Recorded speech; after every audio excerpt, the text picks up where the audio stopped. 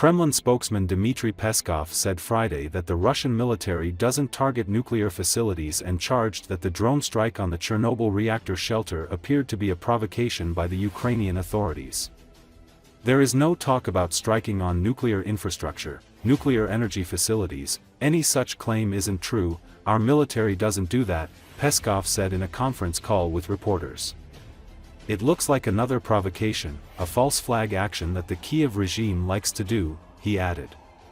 It's obvious that there are those inside the Kiev regime who will continue to oppose any attempts to launch a negotiation process, and it's obvious that those people will do everything to try to derail this process, Peskov said. According to Associated Press asked to comment on Trump's claim that U.S., Russian and Ukrainian officials will hold talks on the sidelines of the Munich conference, Kremlin spokesman Dmitry Peskov responded that, "There are no news on the subject of the Ukrainian settlement, we have nothing to say." Following their conversation, the leaders of the US and Russia have instructed their aides to establish contacts, Peskov said. "It will take a few days, and we will inform you afterward," he added. Asked about allegations that Russian officials took a US military business jet to Munich to avoid the EU flight ban, Peskov said he had no such information but added that it's hard to imagine that Russian officials would use a US military plane. Peskov also said that Putin was joyful upon the return of Alexander Vinnik, a Russian cryptocurrency expert who faced Bitcoin fraud charges in the United States, after being freed in a swap that saw Moscow release American Mark Fogel.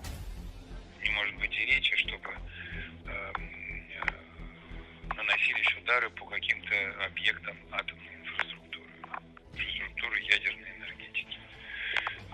Поэтому любое утверждение, что это было так, они не соответствуют действительности. Российские военные не делают этого. Не делают. Скорее всего, речь идет об очередной провокации, подтасовке. Это именно то, чем любят и иногда, собственно, не гнушается заниматься киевский режим. Наверняка в недрах киевского режима будут те, продолжит выступать против каких-то попыток стартовать с переговорным процессом. Это очевидно. И очевидно, что эти люди будут делать все, чтобы этот процесс попытаться сорвать. По результатам телефонного разговора, который был днями ранее, главы государств России и США дали поручение своим помощникам установить контакты. На это потребуются определенные дни. И потом уже будет конфигурация, которую мы вам расскажем.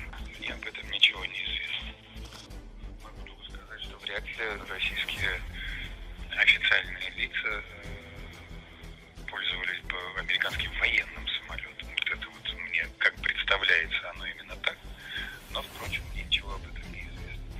Для нас, для всех, и, конечно же, для президента России всегда радость, когда гражданин России, который отбывал ничем не обоснованное наказание Соединенных Штатов, возвращается оттуда на свою родину. On the night of February 14th, Russian armed forces struck the sarcophagus of the Chernobyl nuclear power plant.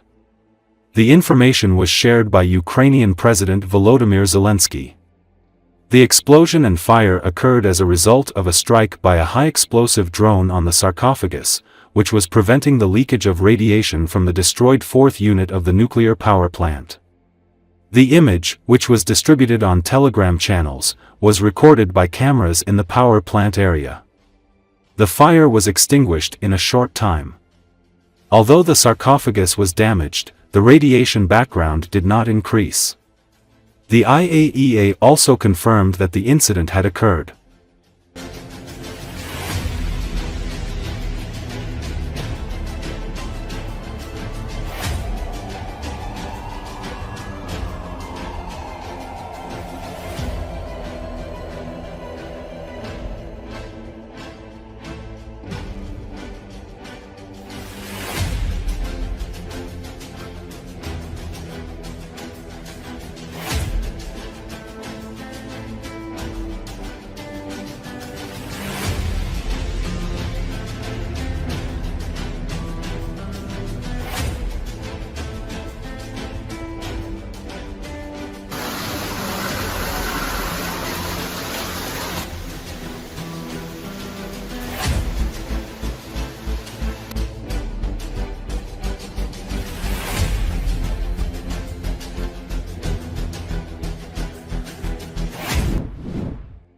Ukraine's defense minister reassured allies that the country's forces were strong, capable and will deliver, ahead of NATO talks in Brussels on Thursday. According to Associated Press, speaking alongside Secretary-General Mark Rutte, Rustem Umerov said Ukraine's focus was on securing further security assistance. NATO is taking over our security assistance and training. So it is already in process. It is settled. We're thankful to NATO and the leadership of NATO, Umerov said. At this stage, the message is that we're continuing, we're strong, we're capable, we're able, we will deliver, he added ahead of a NATO-Ukraine Council working lunch. Rutte said it was important that Ukraine was in the best possible position ahead of any possible peace negotiations with Russia. And then, to make sure that the outcome is durable. Rutte's comments came as several NATO allies stressed on Thursday that Ukraine and Europe must not be cut out of any possible peace negotiations. European governments are reeling after the Trump administration signaled that it is planning face-to-face talks with Russia on ending the Ukraine war without involving them, insisted that Kyiv should not join NATO, and said that it's up to Europe to protect itself and Ukraine from whatever Russia might do next. U.S. Defense Secretary Pete Hegseth denied that the United States is betraying the war-ravaged country by launching negotiations about its future without Kyiv's full involvement.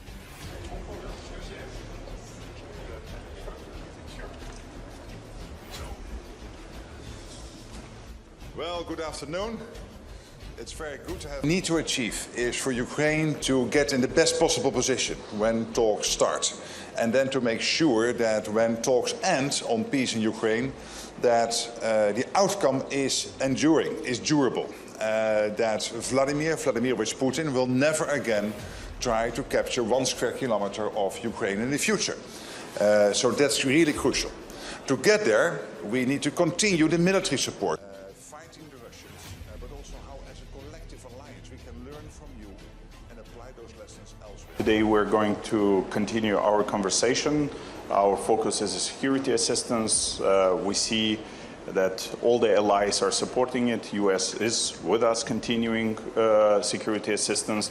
NATO is taking over our security assistance and training. So it is already in process. It is settled. We're thankful to NATO and the leadership of NATO. So at this stage, a message is that we're continuing, we're strong, we're capable, we're able, we will deliver. Thank you. Thank you. Thank you. See you later.